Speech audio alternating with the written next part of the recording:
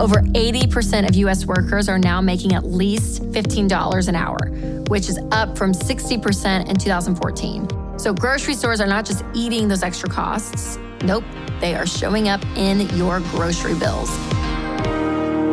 Hey guys, welcome to this episode of the Rachel Cruze Show podcast. I'm so glad that you are here. So in this episode, we're going to talk about how to take control of your money in the midst of the rising inflation. I'll go over the question that I hear all the time. Is $1,000 really enough for a starter emergency fund? Then we're going to talk about why groceries are so expensive right now and what you can do to save more when grocery shopping. But first, let's talk about the housing market. We hear all sorts of things out there, and I often hear, is it okay to buy a house right now? Should I wait? Should I buy? Well, let's talk about it. All right, with inflation, global unrest, talking about a recession, there is a lot of fear and what feels like a lot of panic right now. I was talking to a friend the other day, and she was like, oh yeah, the housing market, it's going to be worse than the Great Depression. And I was like, wait, how do you know? She's like, well, this guy on TikTok was talking about it and like all this stuff. And I was like, oh no. So listen, there's a lot of talk out there, a lot of emotion, but I would encourage you when it comes to these kind of situations, do your research, but listen to facts, okay? Facts are your friends. And this is why I wanted to do this segment so that you can get information, you can get facts, learn, and make your own opinion. I want you guys to learn this stuff. Don't just take everything I say and just run with it. Actually look into this. And so you can form a really great opinion, again, based on facts, not feelings. So again, it makes sense that a lot of people are freaking out about the housing market because interest rates are up and it just feels like, oh my gosh, what's going to happen? People are asking, should I avoid buying right now? So let's talk about it. Let's talk about the housing market. So housing prices are based completely on supply and demand, which means there is a supply. Are there a lot of houses for sale? Are there not a lot of houses? Are there new houses being built? Are there not? Where are we here? And how many buyers are in the market? Are there a lot of buyers trying to buy? Or are there not a lot of buyers out there? Well, right now, I think everyone would vote, yes, there's a lot of buyers. It feels like people everywhere are trying to sell or they're looking to buy. They're moving states. There's lots of buyers right now in the market. And supply is low, low, low, low. Low on new home builds and even for existing homes. So right now there is still a big gap, which is different than 2008. 2008, for people going out to buy a home, it shot way down. And the people that were in homes were in terrible mortgages. They had nothing down. They had no equity. And it was a disaster. So 2008 is much different than what we're feeling right now. So listen, the housing market has slowed down because of interest rates. So you're going to feel like, okay, it's slowing down a little bit, but what home values are showing is that they are not necessarily going down. In fact, when you look at the statistics, it's fascinating. They went up 32%. 32% house prices went up in 2020. That's insane. 18% in 2021. And so far, 7% now, okay? So it is slowing down on what their value is each year, but the value is still going up, right? So we're at 7% now. We're not at a negative right now. And people are like, well, what goes up must come down.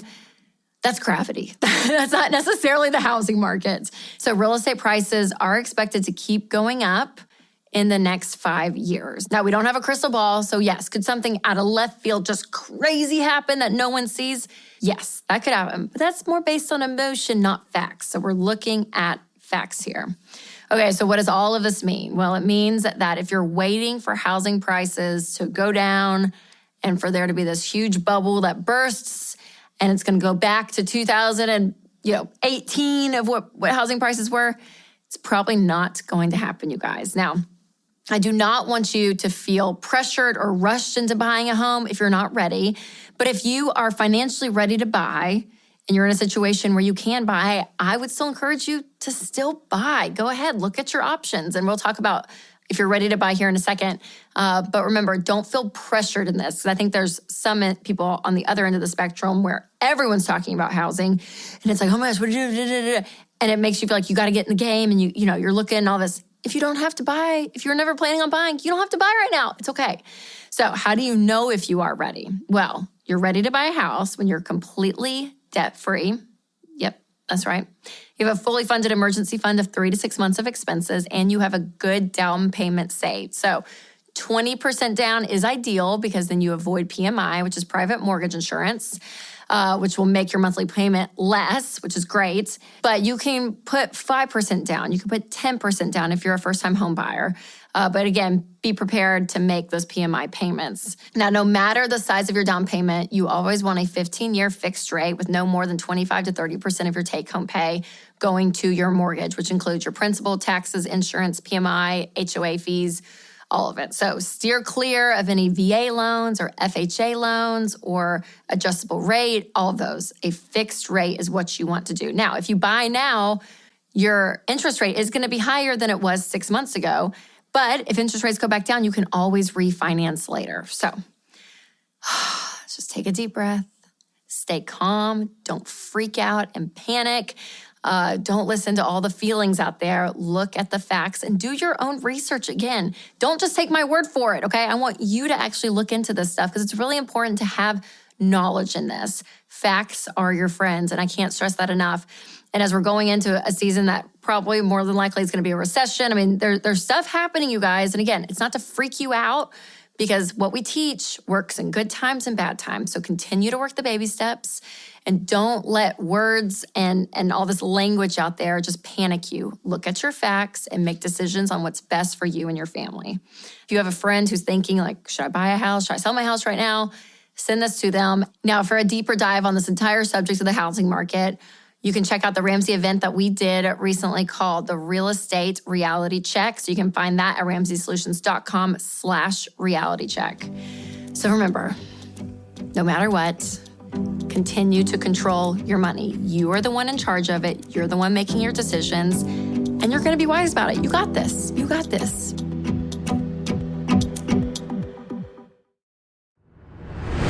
All right, everyone is worried about the high grocery prices right now. We are all feeling it. Since January 2020, prices on groceries have gone up 7%. And the USDA expects all food prices to rise between 4.5 and 5.5% this year. So they keep going up. So let's talk about why this is happening.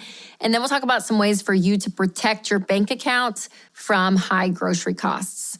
So there are a few different things in play that makes grocery prices go up, like we're seeing. One is supply and demand. So this is a huge issue. So think about all the things associated with a grocery store, okay? Transportation, labor, the people actually checking you out and stocking the shelves, food supply. I mean, there is so much. So just think about transportation for a second.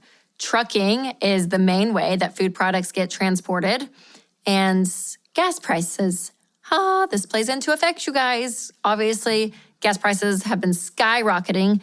Well, that affects the groceries that have to be transported from where they are to the store that you're buying. Plus, the trucking industry already has a shortage of drivers before the pandemic. For example, in Florida alone, the turnover rate for truck drivers last year was 100%. And then another factor in grocery prices is the high labor costs. So wages and benefits have continued to rise. Over 80% of U.S. workers are now making at least $15 an hour, which is up from 60% in 2014. So grocery stores are not just eating those extra costs. Nope, they are showing up in your grocery bills. And then there's shortages on some food items as well. Just take Russia and Ukraine's conflict, for example. In that area alone, almost 30% of the world's wheat supply comes from there. And it's not being exported as fast, obviously, because there's global unrest in that part of the world. Plus, there's been a lot of recalls, if you haven't noticed, and scares. Things like avian flu have affected chicken and egg supply. So these are just a couple of examples at a basic level, high level, of why grocery prices are more. There's so much that goes into play here, but it makes sense why prices are high with all of these factors coming together. So there's some things you can start doing today to help you not feel the grocery prices rise as much as you could. First up, redefine dinner. Your family does not need a huge, big gourmet meal, okay? You can go simple and you can go cheap. Also, crunch the numbers while you shop. If you're doing it online, this is great because it's going to just show you as you go. But if you're in the store, take out your phone, get the calculator out, and honestly, just start rounding up the costs to help you not overspend. Also, raid your pantry and your fridge. What do you already have? What can you already use? And try to challenge yourself to use up all the food that you have before it expires so nothing goes to waste. You can also use an app like Supercook or All Recipes, and you can actually put in the ingredients that you have, and they will show you recipes that you can make. Don't buy in bulk unless you can use it all, because we don't want stuff to go to waste. Also, still research discounts and deals. I mean, there are plenty of stores that run weekly ads, coupons online. So again, don't be afraid to do all this research because it will save you money. Actually, plan your meals. Winston and I do this every Sunday night. We look at our week ahead. We figure out, okay, what nights are we cooking? And I plan out exactly what I'm going to cook. And my meal planner and grocery savings guide can help you with this. I'll put a link in the description. Also, stick to your plan and only buy what's on your grocery list. It can be easy to throw in some extra snacks here and there, but that can really add up. Also, while you're making food, see if you can make another meal and put it in the freezer so you actually have a spare meal there that won't cost you anything because you've already made it. Also, try gardening. So this can be a little bit of an investment up front, but it can produce so much. Yes, we have been gardening at my house. I shouldn't say we, Winston. I give him all the credit. But it's okra, it's squash, it's zucchini, cucumbers, tomatoes. I mean, there's so much stuff that I'm like, oh, I can use this stuff and it's free. It feels free because there's so much of it. It's amazing. Also, buy generic versus brand name. This will save you some money as well. Eat leftovers if you have them in your refrigerator. Shop by yourself. If your kids or your spouse also try to grab for extra stuff, just go to the store alone. Also, just a little pro tip. It's old school, but it's true. Don't grocery shop while you're hungry. You're going to buy more. I'm telling you, you're going to overbuy. You don't need to do that. Now, for extra help with budgeting and saving money in all areas of your life, including your groceries, download the EveryDollar app.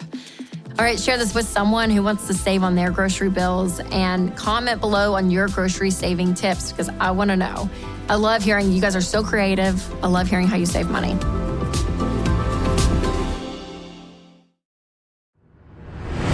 Okay, today we're going to answer the question that I get all the time. Is $1,000 enough for an emergency fund? So we're going to break that down, and then I'm going to give you some tips on how you can save $1,000 fast.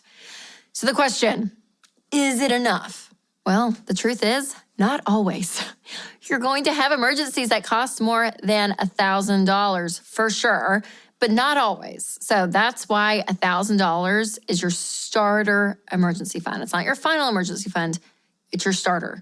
And so with this, there's a part of me that's like, it doesn't feel like a lot, but I want that kind of urgency to motivate you to pay off debt that much faster. Like it's there to be like, yeah, is that enough to cover if you lose a job or whatever it may be? So it's like, yeah, I mean, you want that to be bulked up, but you're going to do that after you pay off debt. So if you're not familiar with the baby steps, our plan, our 7-step plan to help you get control of your money, the very first one is to save $1,000. That is number one. Then number 2 is to pay off all of your debt except for your mortgage. And then baby step 3 is to use that $1,000 emergency fund to have a fully funded emergency fund of 3 to 6 months of expenses. So that baby step 1 of $1,000, it feels very lean because it kind of is, honestly. So again, let that motivation to get out of debt that much faster so you can bulk it up. But also, though, a part of this is so that you get a quick win. Okay, if you are someone that has been living paycheck to paycheck, maybe even you're behind on a bill or two, and it's like, man, I just work, I get a paycheck, it just goes right back out, and we have no money, no margin to save or to give. It's just like, oh, it just feels like it's just once the money comes in, it goes right back out, and we have nothing left.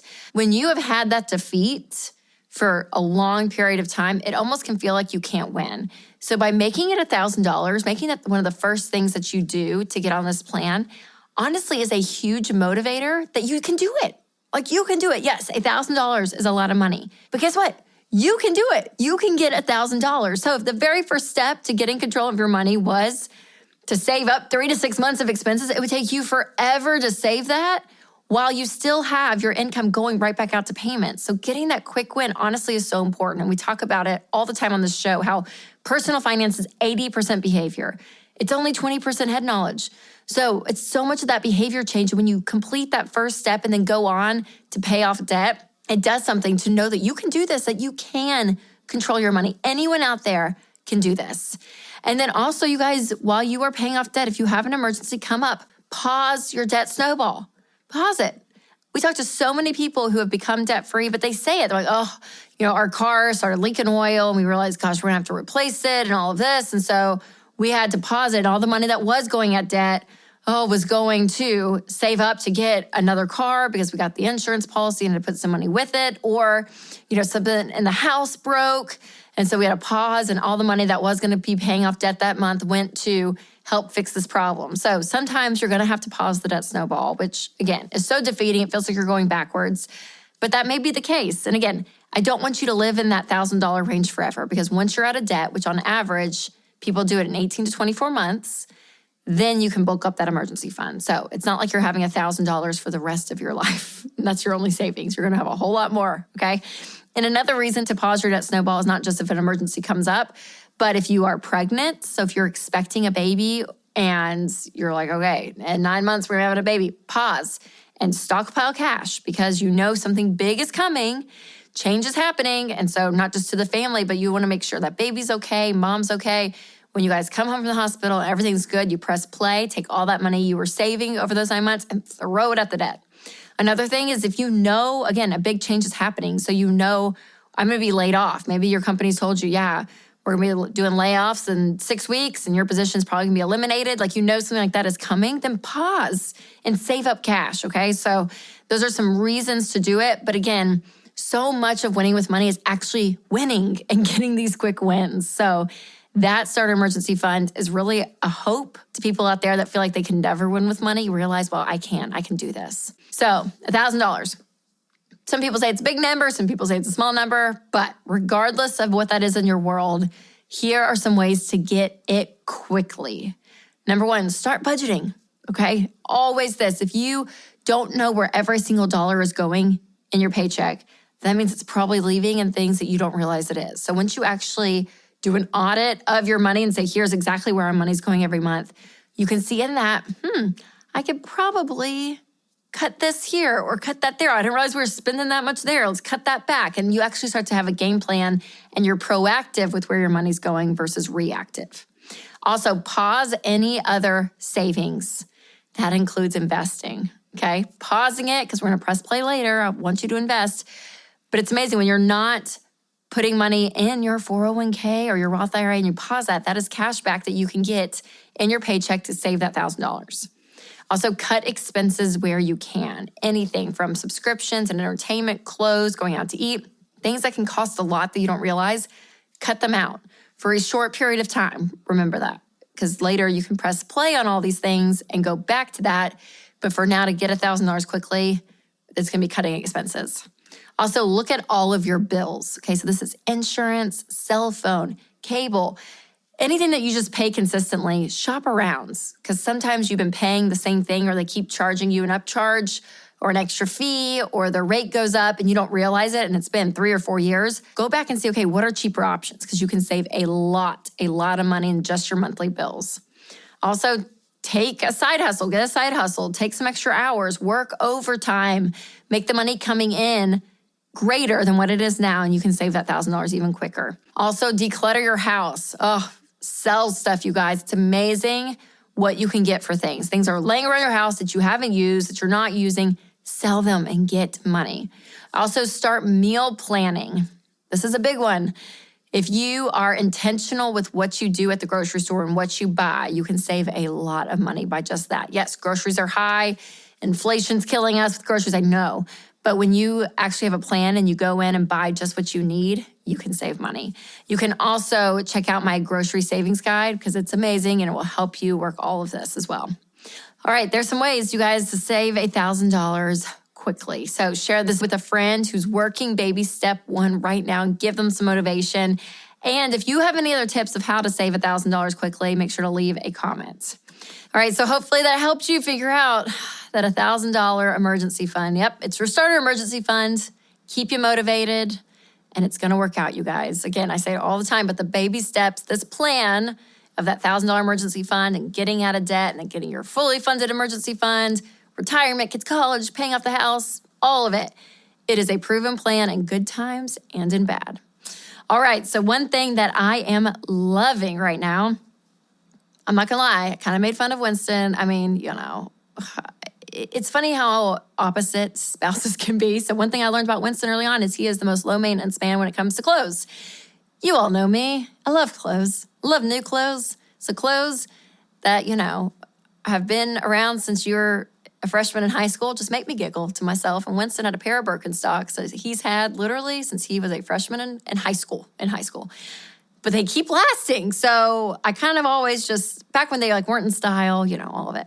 Well, anyways, I went to Target's and they had a pair of major knockoff Birkenstocks. But I was like, these kind of look cute. And I feel like I can wear them to the pool and they can be my summer shoe. Anyways, I'm obsessed. I wish I had Birkenstocks from freshman year. I don't because I had the clog Birkenstocks. You remember those? Yeah, that's what I rocked in high school. Not like the sandal type. But they're my favorite. They're at Target. I don't know if they're still at Target, but that's what I'm loving. And one thing I'm learning right now, I'm learning just how to be a sports mom. My oldest is 7, so we are just in it, you guys. And even the summer, she did cheerleading camp, so she's obsessed with cheerleading. She got second place in the toe touch competition out of 40 girls. Not to brag, but it's true.